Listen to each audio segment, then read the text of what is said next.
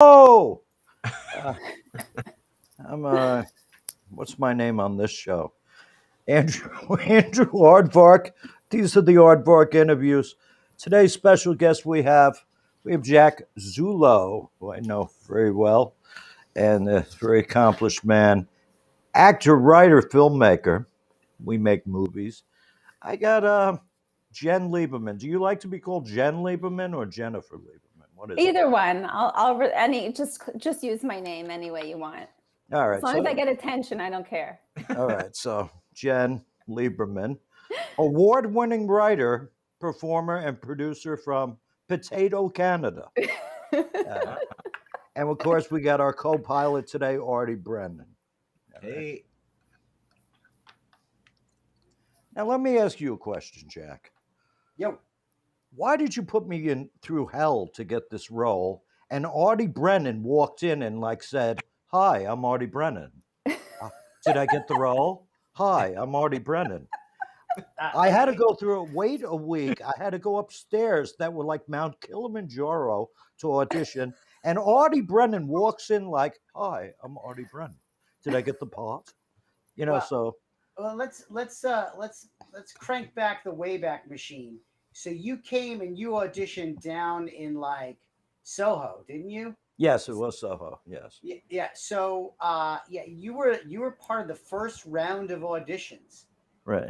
And the reason why Artie got cast the way he did was just sheer desperation. Did he pay you? So he didn't pay you. He didn't pay me. No, someone I knew. Sheer desperation. Someone I knew recommended Artie. You know what's funny? It's funny about that project because initially I had a bunch of people who were like, "I'm interested, but I need to know what the money's going to be," and I'm like, "I don't know what the money's going to be just yet." And everyone who signed on, literally like you did, Andrew, signed on, and all of a sudden you guys got an equity rate, and people got to join equity, and it was funny. Everyone who took the leap of faith really got rewarded.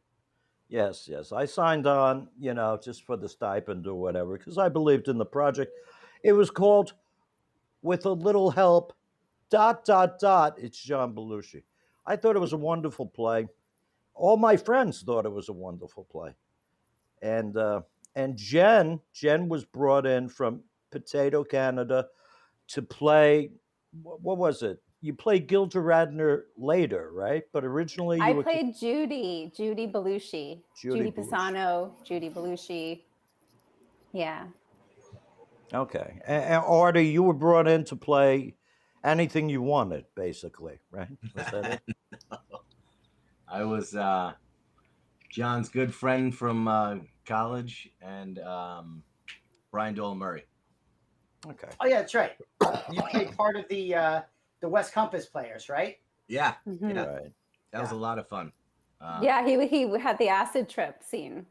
Yeah, that was good. Yeah, that was a ton of fun. That was 80 St. Mark's Place in New York City. Now, Jack, you had run this play in Los Angeles. Is that correct? Yeah, actually, with a little help, but that's like my passion project, which, those are the projects that take up all your money and time.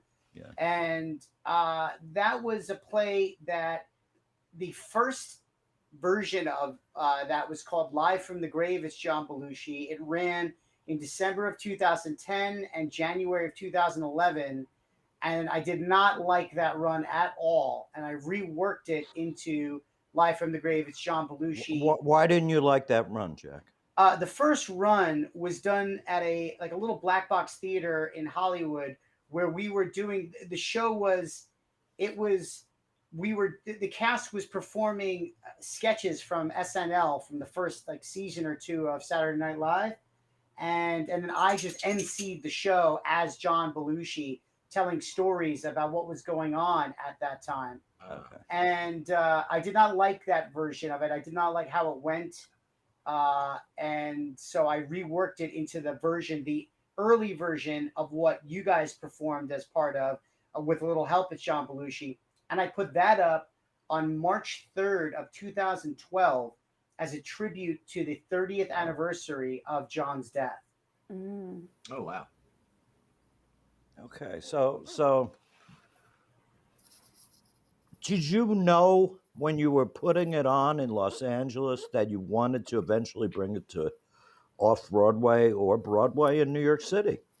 I got to tell you, man, that show, when I put it up in 2012, like I said, it was one night only.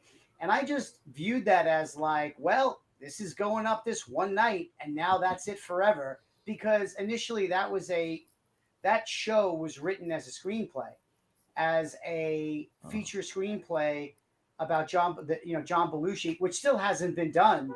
They still haven't written a screenplay or a narrative about John Belushi's life, and then it just so happened that I wound up getting involved in the Hollywood Fringe Festival, and I realized I was like, man, I think this would do great in the Hollywood Fringe Festival. So I remounted it in 2016. It won a bunch of awards. I got nominated for Most Unleashed Performance of the 2016 Fringe, and it went very well, although it was a little haphazard. And then again, thought it was done. And then, I just got the itch, and I was like, let me do that in New York. That show would kill in New York. Right. And I thought the show did well in New York. We did pretty much a showcase run, even though it was an off-Broadway contract. It fell under the parameters of what a showcase run would look like. Right. And then the pandemic hit. So we kind of just got that in under the wire, really. Yeah. Okay, the Hollywood Fringe Festival. What was that? Was that called Now? Was that it? I am currently producing and acting in a live streamed play called Now. Okay. This play got put together by Tom Cavanaugh, and he brought it to me as the performance lab liaison at We Make Movies, and like, hey, can I rehearse this there? And I was like, yeah, sure, you're in. And then he was like, I want to live stream this, and I was like, we could live stream it, and we decided to live stream it to We Make Movies. Because at the time I was live streaming a lot of stuff for We Make Movies during the pandemic because there's nothing else to do. So this was a perfect using Streamlabs, OBS, and Zoom to live stream a play with video cues and sound cues. And we wound up doing it for We Make Movies. We did it in like October of 2020, December of 2020, and it started creating a buzz.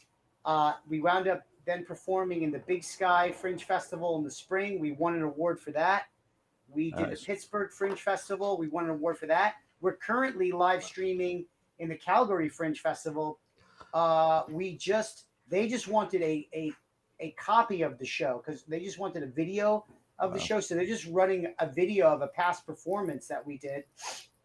And then now we're doing it live streamed again for the Hollywood Fringe Festival. Our opening night is this Thursday, August 5th, 11 p.m.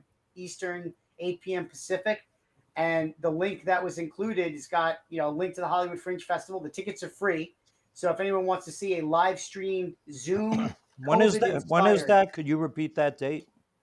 Thursday, we start Thursday, August 5th is our preview at 11 p.m. Eastern Standard Time, 8 p.m. Pacific.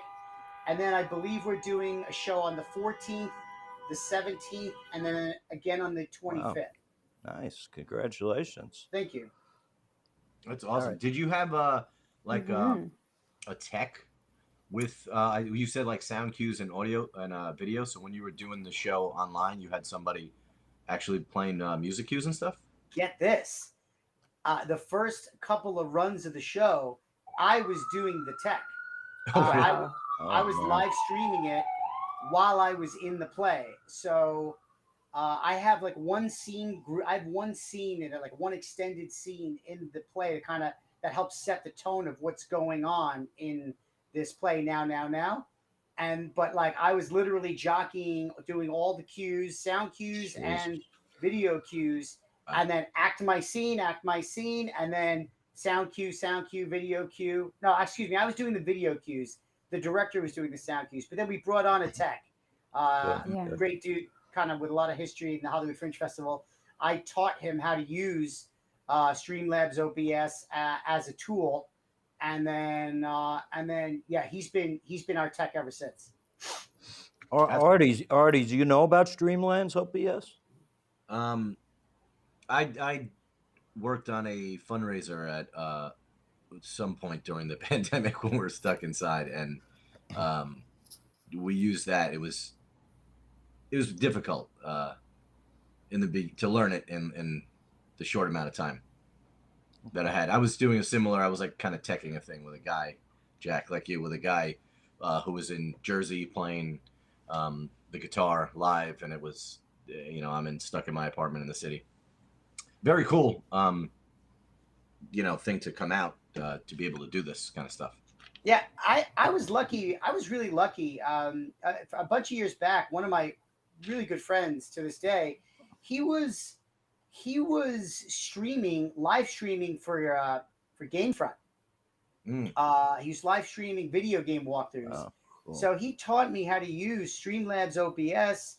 He taught me how to use that platform, so that once the pandemic hit, I was streaming to multiple platforms. So I was able to stream to up to like 4 platforms. I was streaming to Twitch, Facebook, and YouTube simultaneously. Wow. Yeah. That's Let awesome. me ask you a question, Jen. You're in Maple, Canada. Is Potato.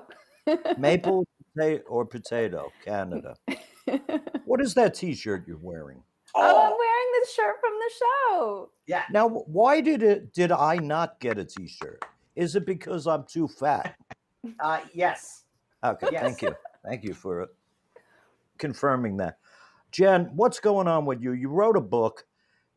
It was too graphic or something with the title, Year of the Pig or the Slut or some shit.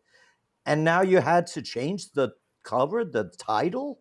Yeah, so my one-woman show that I did several years ago was called Year of the Slut, and I did it in LA as a showcase piece, and I joke like in La La Land, like nobody showed up.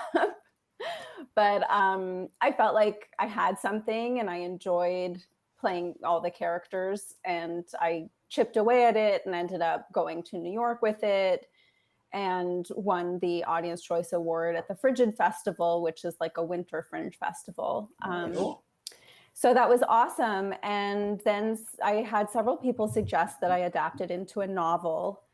And I did. It took me several years because I get really jazzed about it and then, submit to publishers and agents and not hear back, and then be like, okay, I'll do a web series now. I'll do something else for a while.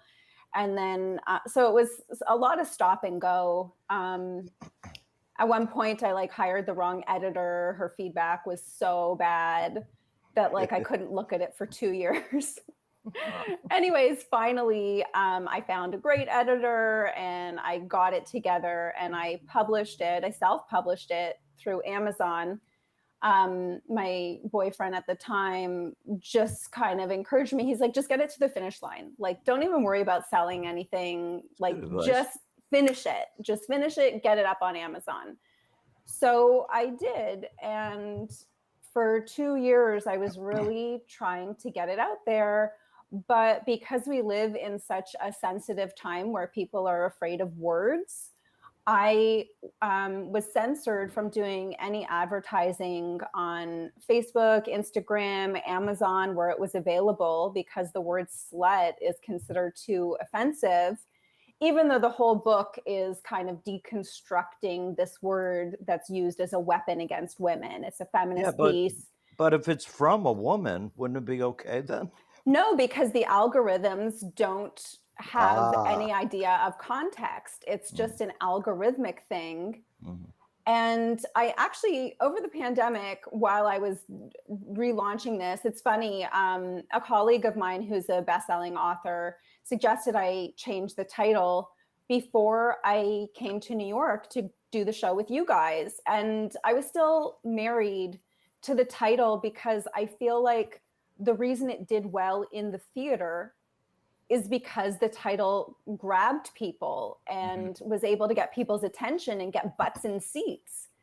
But that kind of proved to work against me for the literary version. Well, what's the book about? I mean, is it really so it's a coming of age romantic comedy about a girl whose first relationship ends. she's just turns 25, 6 months out of her first relationship, completely heartbroken, still looking for the one, like had saved herself for the guy who she thought was the right guy, and then finds herself navigating the New York dating scene as a 25-year-old virgin once removed.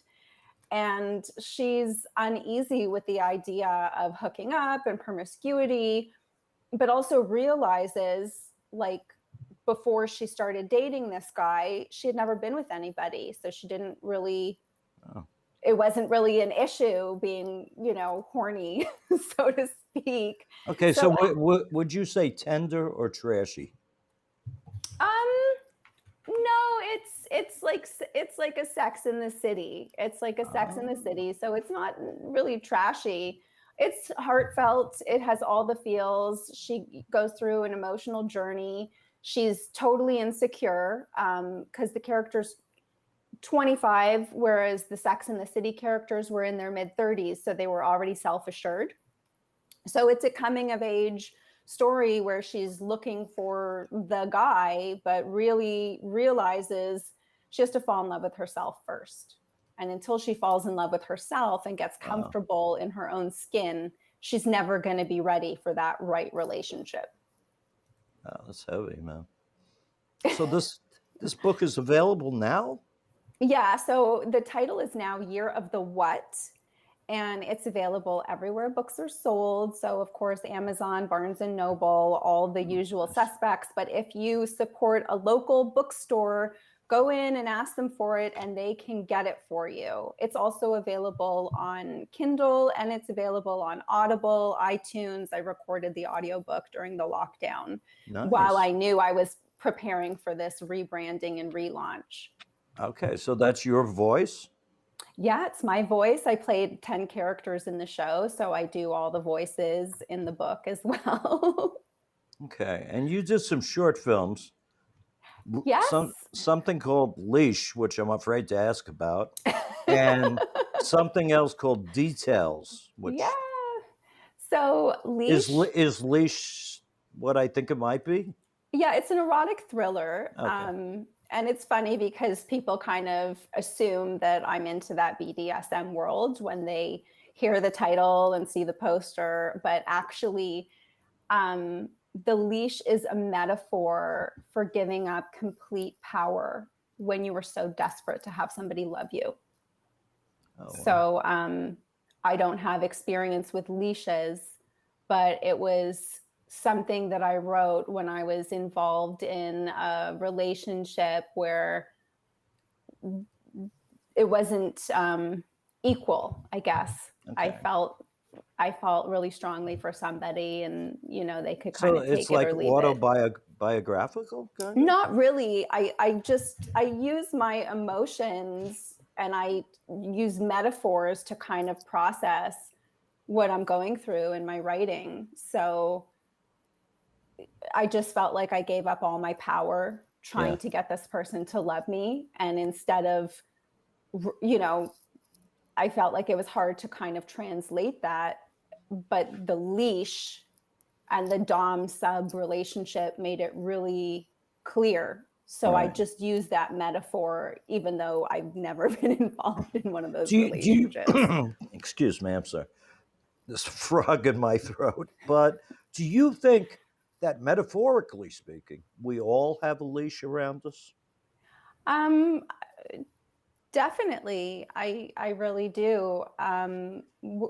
Whether we're beholden to a person or an addiction or a habit or our artistic careers. Seriously.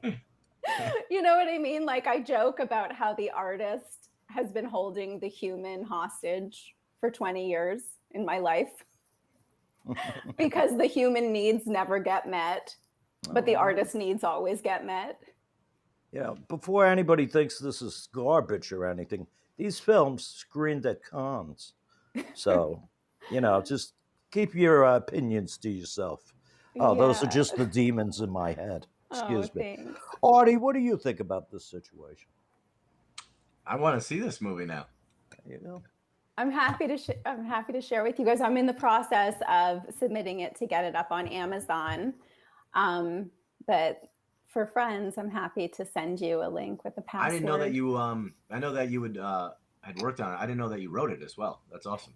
Yeah, that one I wrote, produced, and was in. And then Details, I took on the extra hat of directing. Wow. Details was interesting because it literally had fallen through like over 6 times in 10 years. And I never thought it was going to get made. I wrote it as a 1-act play, and I had showcased it several times on stage in different showcases and acting classes. And I'd actually worked on it as a straight piece and as a lesbian piece. So I played in several incarnations. Like sometimes I'd play the role of the woman, sometimes I'd just take on the dialogue of the man and play opposite another woman. And by the time I got around to actually executing the production, I had this kind of crazy idea that I wanted to shoot the same film several times as one moving master with several different couples. That's wild. You know, gay, lesbian. I tried to find a trans actor that didn't work out, but I wanted a trans actor to play a male in one scene, a female in the other version. So I ended up shooting it with 4 actors. We were able to do 4 different incarnations with the 4 actors, like 4 permutations of couples. Each actor got to play both the villain and the victim. I don't want to call them male and female, but villain and victim. And then I intercut it as one solid 10-minute piece. I love that. Super experimental. And I even called the actors. I didn't ask them to work on a film. I asked them to work on an experiment because I had no idea what the final product would be. I took on the role of directing. I had never directed anything. I had never wanted to direct anything. I never imagined I would direct anything. But because it was such a specific and complicated vision, I was like, okay, how do I articulate, like, how do I get somebody else to get on board with me? So yeah, that one, I was like amazed. And then I also realized like, maybe I do want to direct. Wow. Was the idea when you decided to do the like experimental version to show that everybody goes through the same thing no matter what? Exactly. So like I did the scene with a man once, then I did the scene with a woman, swapping roles. And then that woman did the scene with a man, then the 2 men did the scene together. So it was like 4 permutations. Yeah. And Wow. I had an amazing cinematographer who was a friend of mine who got what I was doing, who got what I wanted. And we rehearsed it like a play because we did do a few days of rehearsal in my apartment, just for blocking reasons, because everything had to match in order to cut it properly. That's very cool. It's extraordinary.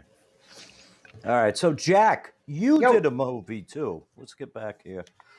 You did a movie too. It was called Jack Made a Play About John. Is that correct? All right. So, what was that about, basically? Well, I don't know if you guys ever seen the movie Along Came Polly, where Philip Seymour Hoffman was doing an True Hollywood story on himself. But that is my version of my own True Hollywood story. Basically, when put together with a little help, it's John Belushi. Like I spent a ton of money on that play. A ton of my personal money, and I wanted to document the process of just this actor who is like, honestly, like spending my inheritance on a passion project about John Belushi. And it's kind of, the idea is like, I guess in hindsight, it's like my way of saying like, how come this movie hasn't been made, i.e. about John, like a narrative about John. I have certain ideas of why it hasn't been made. I've talked to some investors about that movie because they're like, well, that sounds like a great idea, but this is the issue. The family just doesn't seem to be on the same page about getting a narrative about John's life done. But that said, I wanted to document the process, and we got some really good moments. We caught as much of the journey as possible. We were limited on resources in making the film. It was basically Eric, Michael Kochmer, was walking around getting footage from people. Then he was logging footage. So I think there was some missed opportunities to get more with the cast and more with the band and have more going on in the movie. But it's a 76-minute documentation of me basically putting up a play with previews in Los Angeles, getting it up in Los Angeles, and then getting it up in New York for the version of the play that I met all three of you on. But so that Jack Made a Play About John is now doing the festival run. Nice. A little disappointing news. We made it all the way to the final round of possibly being accepted into Dances with Films, but unfortunately we didn't get in. And also we had gotten accepted into a film festival, and because we were hoping to world premiere at Dances with Films, we wound up withdrew from an acceptance from another film festival. But it's like a 76-minute documentary that you guys are in, actually. Not too much, but you guys are in. Not really, but all right. So let me ask you a question. One of my favorite quotes from the movie, I'm going to paraphrase here because I don't want to be sued or some crazy shit. Okay. But I'll go with this. The play started out as a disaster and it ended as a disaster. Is that how you feel about it? Not so much. Not so much that it was a disaster. It just, again, I just spent so much money on that. Like you guys got checks. Hey, I got checks too. I literally burned through like everything I had invested to make that thing. And again, like ideally, like somebody would have come out of the woodwork and been, hey, we really like this. This is what we think you need to go forward and get investment in it. Because I could have kept that play going for another 6 months. Once it was up and running, I could have kept that play going either at that venue or another venue for like, a couple of $100,000. Now, that said, it worked out. It was a beautiful disaster because what would have happened if all of a sudden money came in and we invested it in theater, or we paid money to a theater, and then the pandemic hit? Because the pandemic hit literally. I mean, it was starting to happen. Like at the end of that play, we were hearing about this virus that was going around. So I always believe everything works. It started out as a disaster. It ends as a disaster. Ended as a disaster. I kind of got to say that like in like a chaos is beautiful kind of way, I guess. Interesting. Yeah. All right. I thought the movie was very funny, but do you think you kind of treated some people unfairly, or what do you mean in the like specifically? Did I treat people fairly in your the movie? depictions of them? Yeah. When you spoke about them, I know it was very off the cuff, kind of, in your own inimitable way, but there were some things that were a little very funny to me because I'm kind of a negative dude. But do you think some people might have said, "Hey, what's he saying about me here?" Well, I got somebody specifically was a little bit upset by it when he first saw it. He was upset by how he was depicted, and I was like, bro,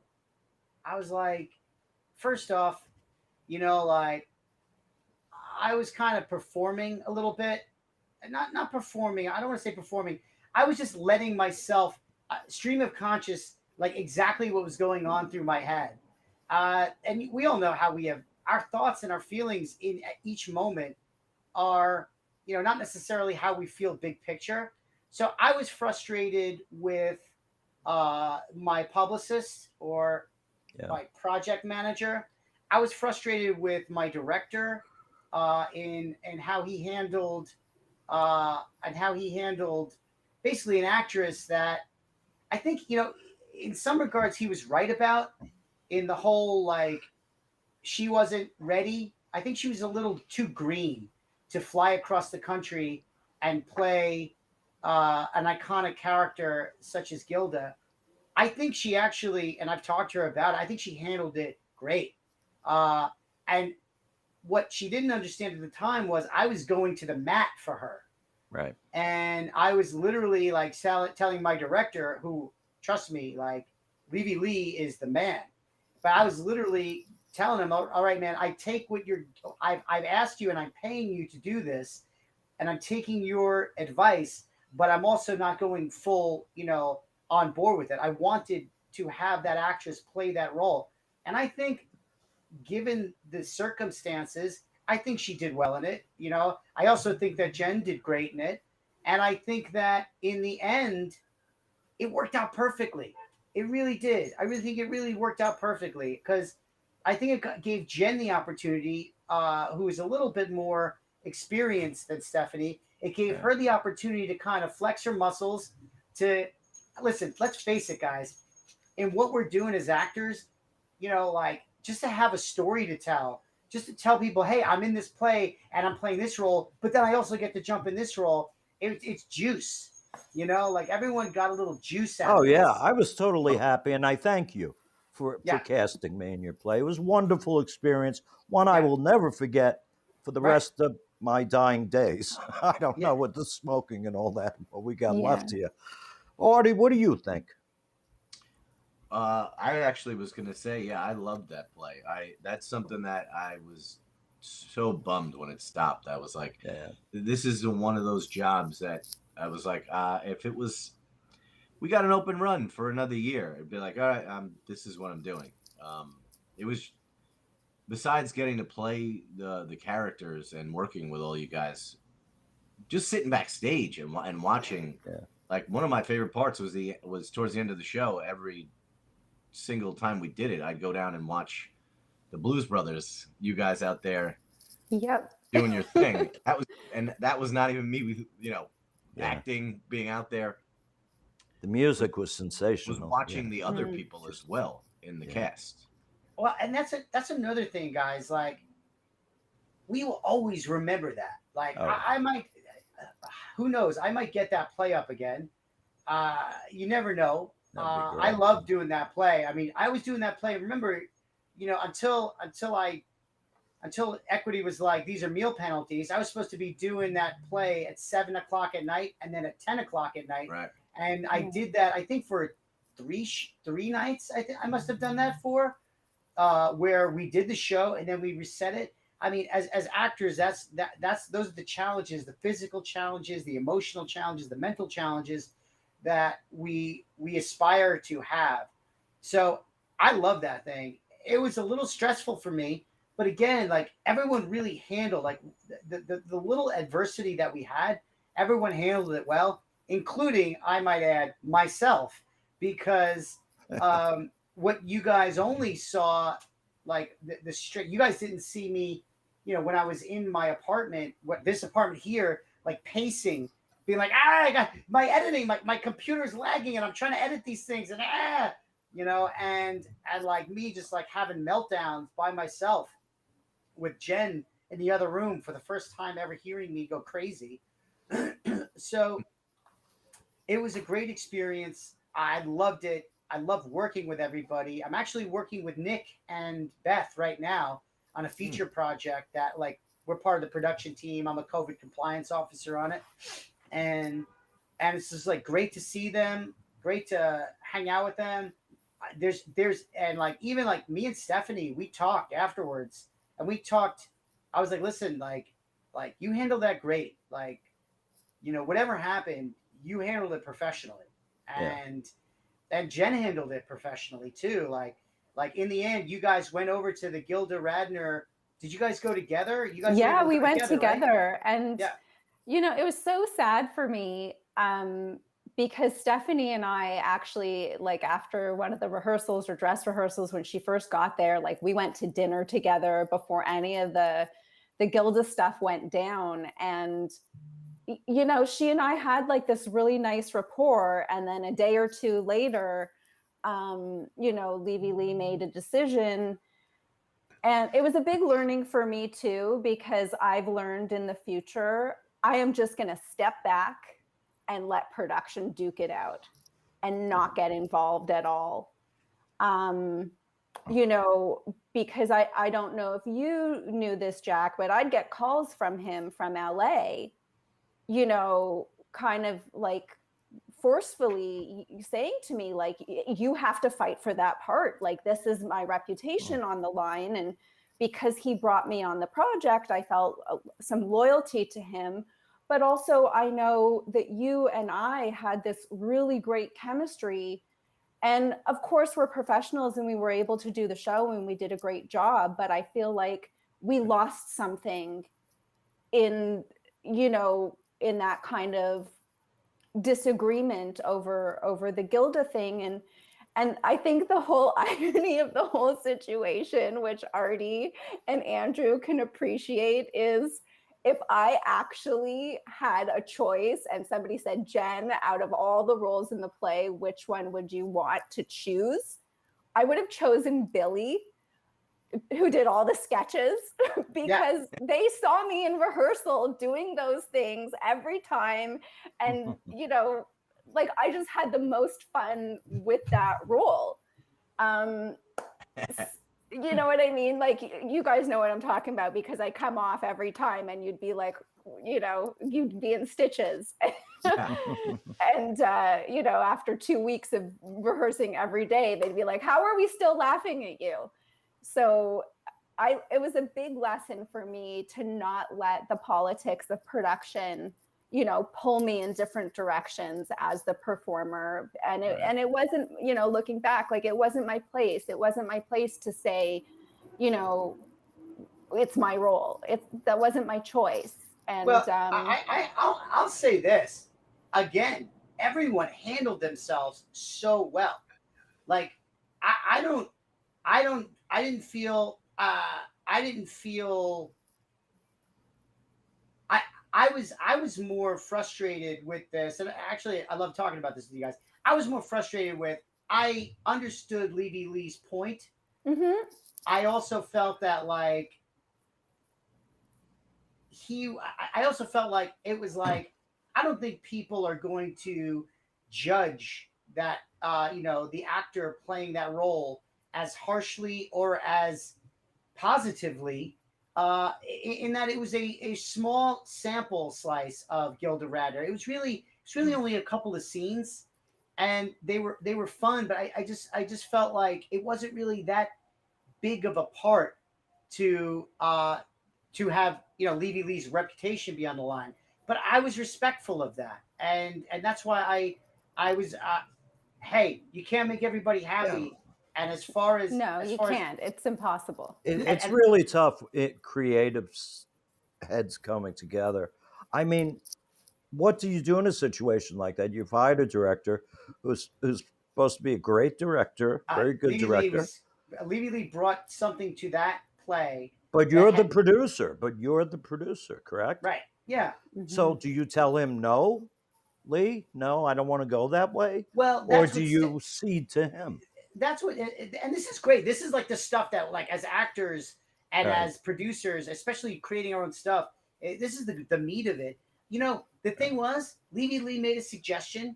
I honestly, my attitude was, I flew this girl out there to play Gilda Radner, and to play, but more really to play Billy.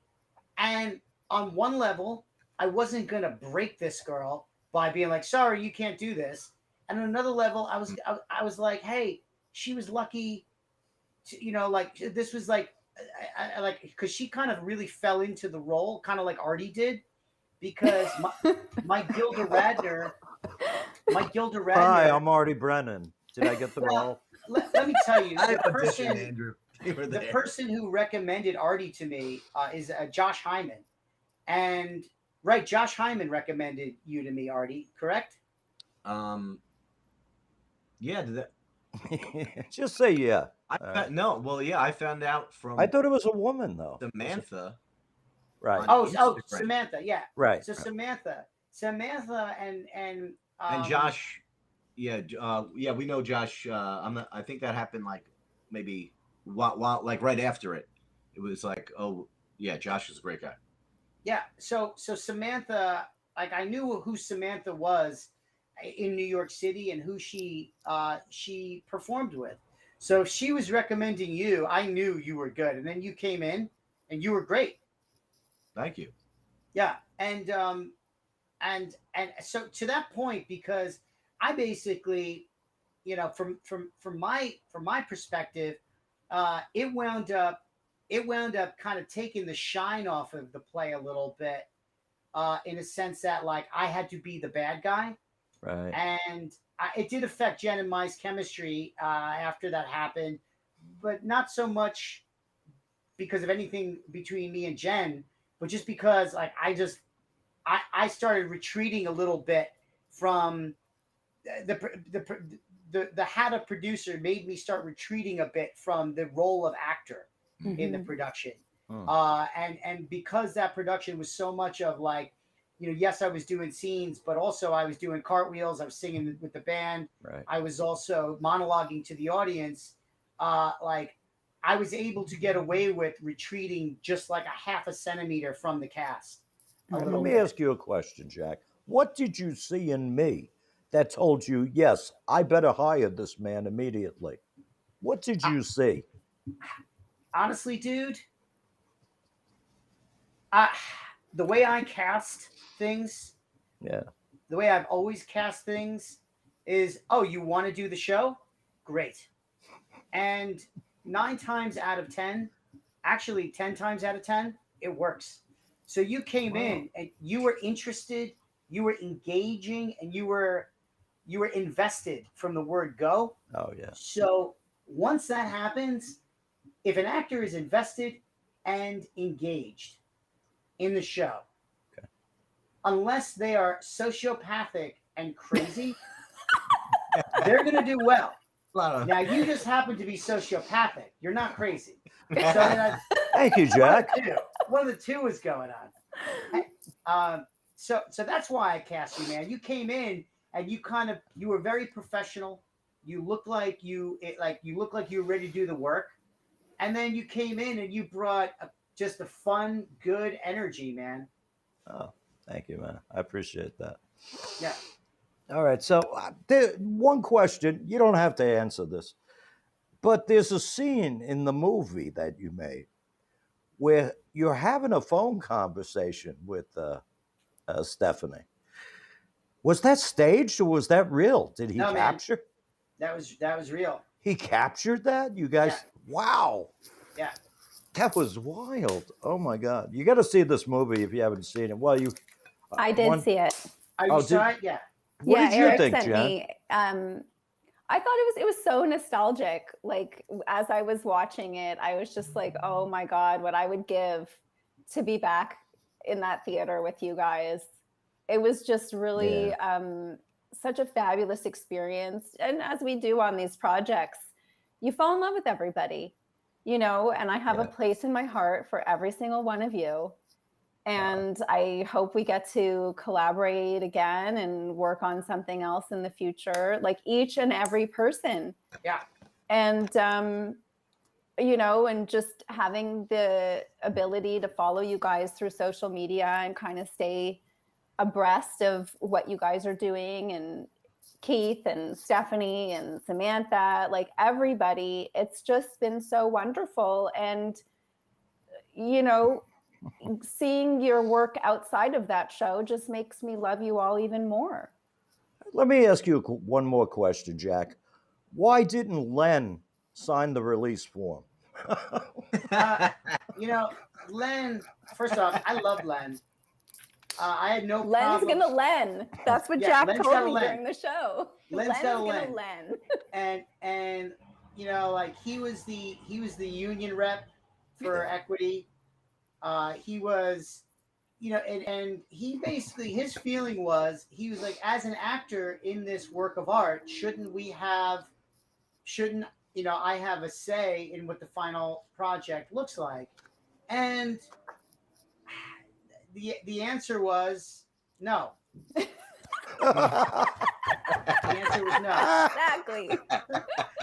Love it, love it. Yeah. Now, you know what else is funny? And I guess I actually used footage from the backstage Second City scene, the black and white footage. I actually used that in a short, like a pilot, a web pilot I did called Nontourage, where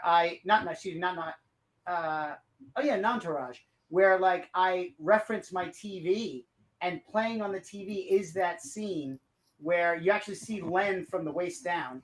And it's like Nick, and they're all talking about like, oh, I thought he was a mechanic. It was that scene. I actually referenced it's like on the TV in one of like another web pilot I did. But you know what? Len was great, and we just cut him out of the documentary. All right, let's do shameless plugs. Jack, what do you got coming up? What's going on? Man, I what do I got coming up? I guess I got the Now, which is 4 shows over the next month at the Hollywood Fringe Festival. I think the link is part of this broadcast. I have I'm going to be sharing new headshots, and then what else I got?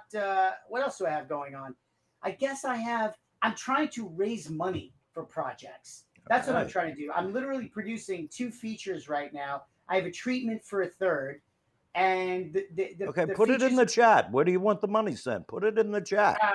Right now, it's sending the money. I'm literally talking about putting a pitch deck together and going to people who are going to give, upwards. I want to raise like upwards of like $1 million for 3 different not micro budget, like ultra low budget projects. That one of them might shoot in New York or nearby thereabouts. But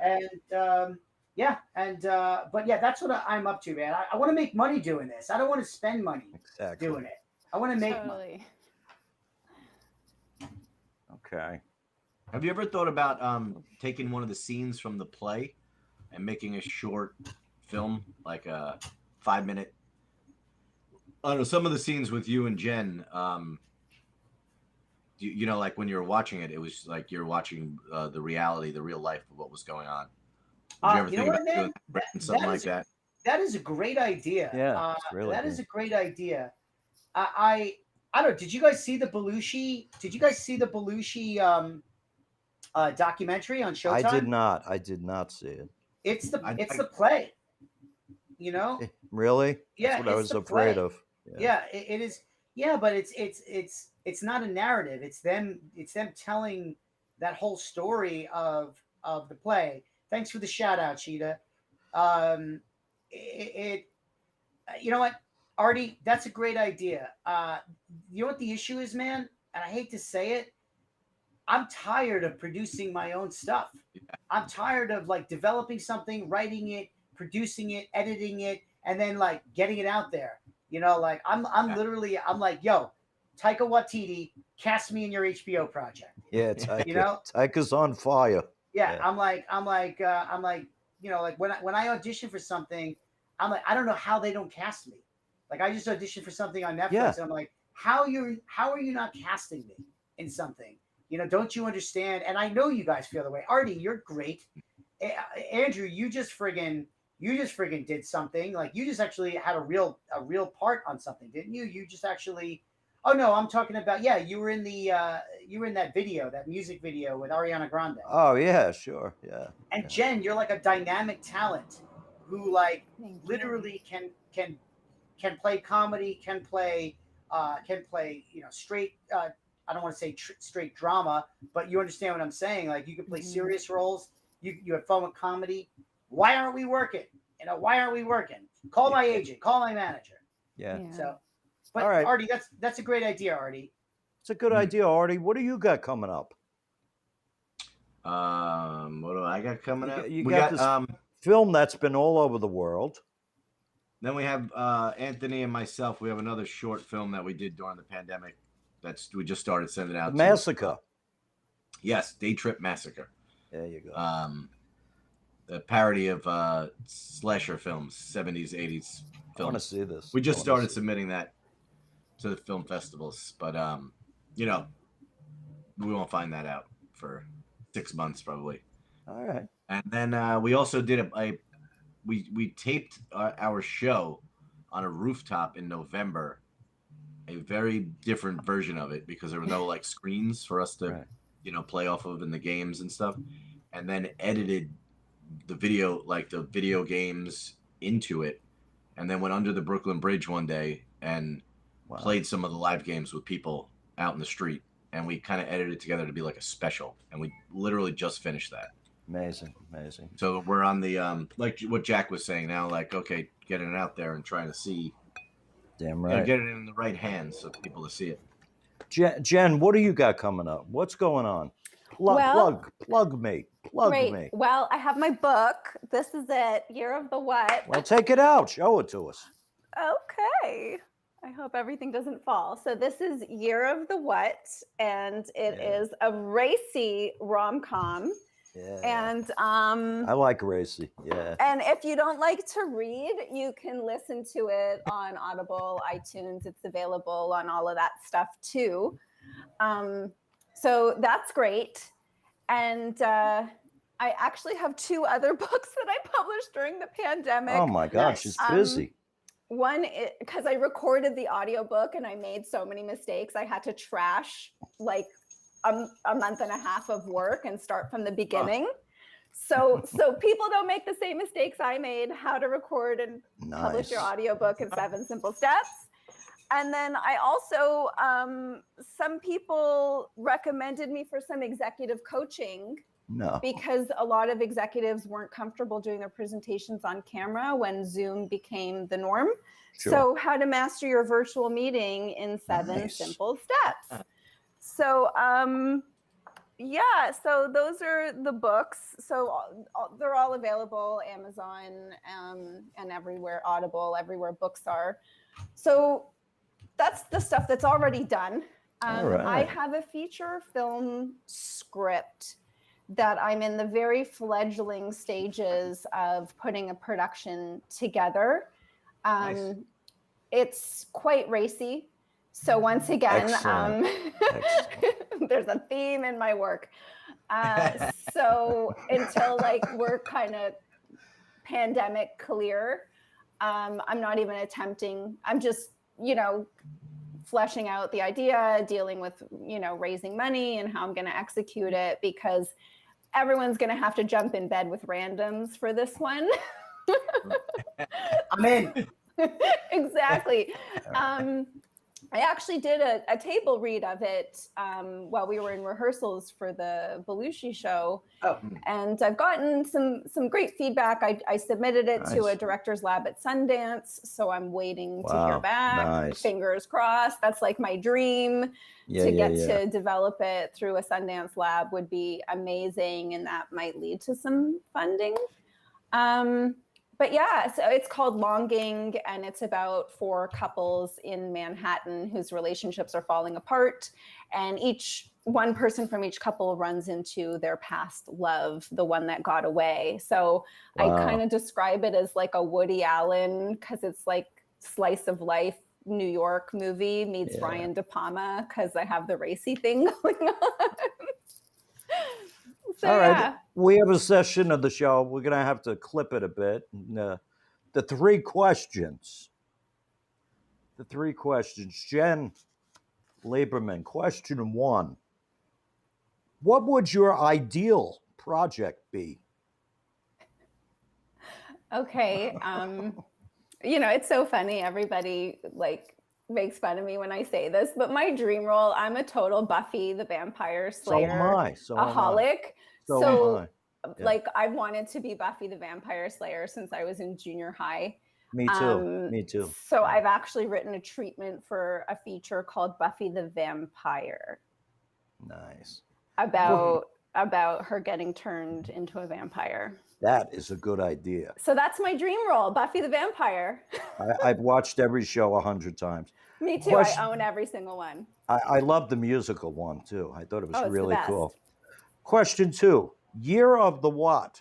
What? Year of the Slut. That's the question. But it actually, book 2 is going to be Year of the Bitch. So it actually falls under the umbrella nicely that it's a what, because all of the titles will be censored.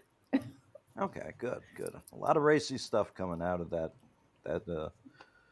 Apple Canada. Question 3.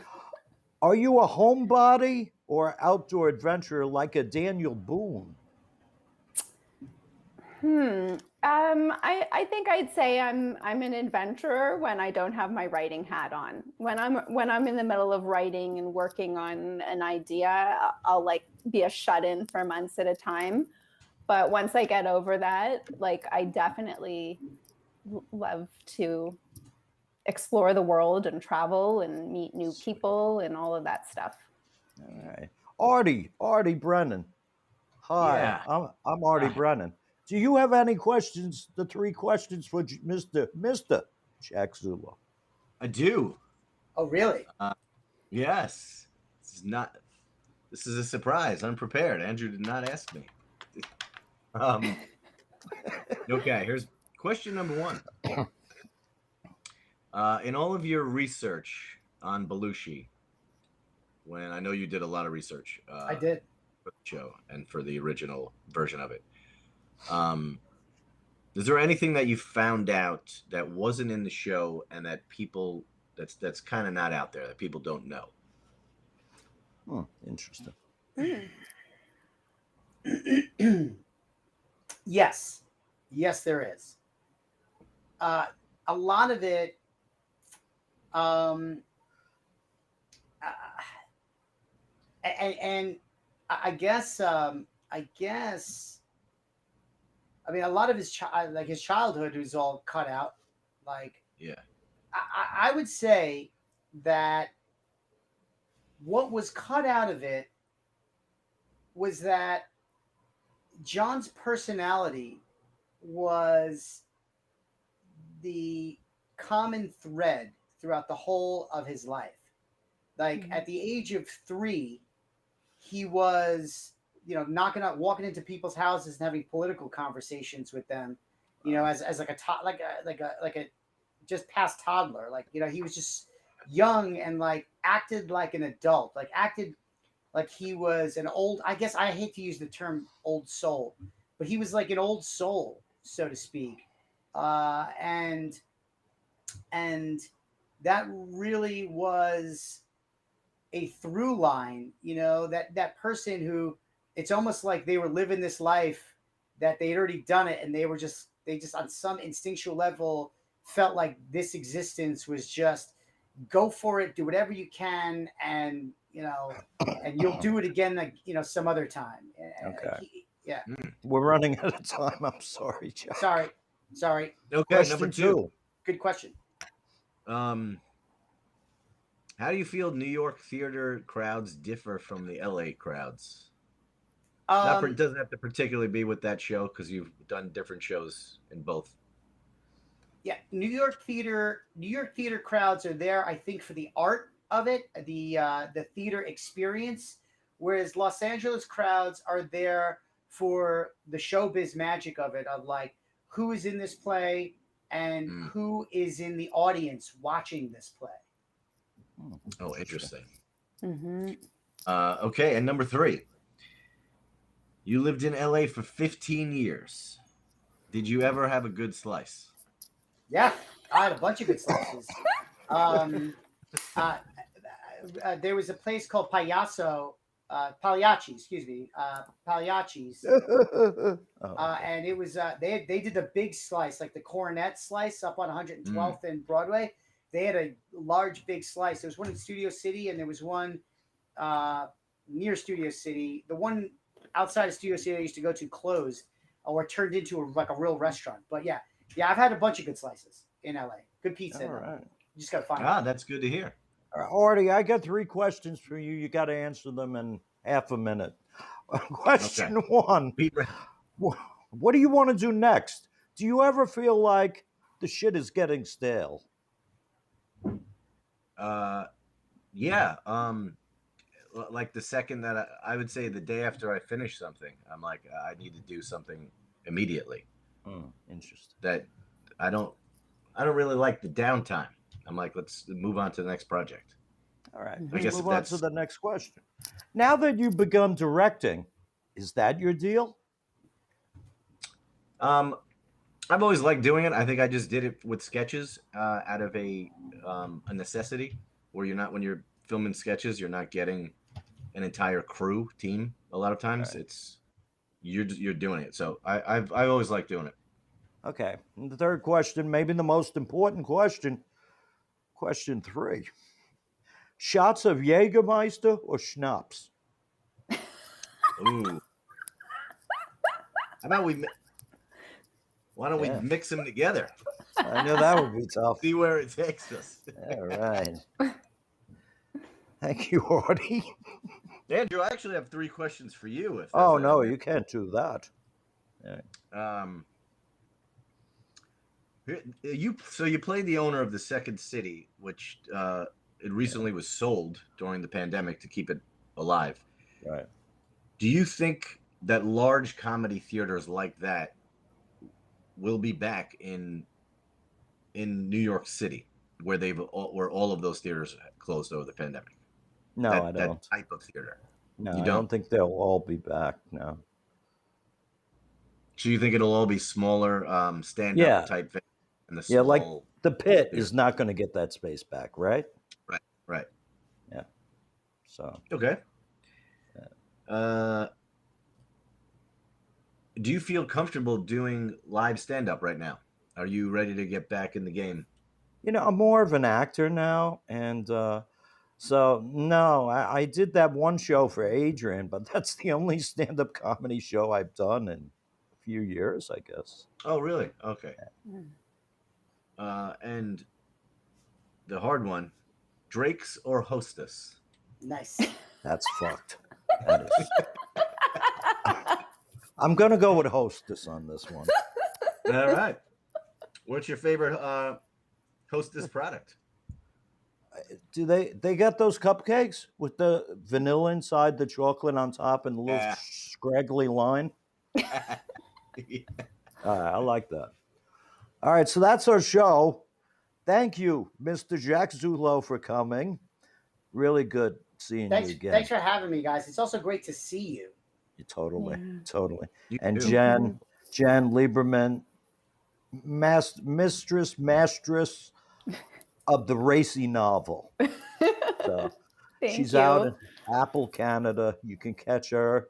Read her books. You'll learn something. Read her books. Artie, as always, the co-pilot on this plane that's friggin' going nowhere. But thank you. Thank you so much for having me, and so great to see you all. Thank you so much. You guys are tremendous for such Mwah. honesty. Really, I learned a lot here today. I really did. Thank you. Come back next week. We'll have another show Monday night at 5:30. Thanks to our producers at Mojo Rising, the new face in podcasts.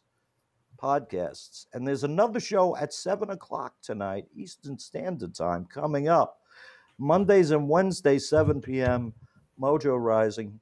Fridays at 8 o'clock, starting at 8.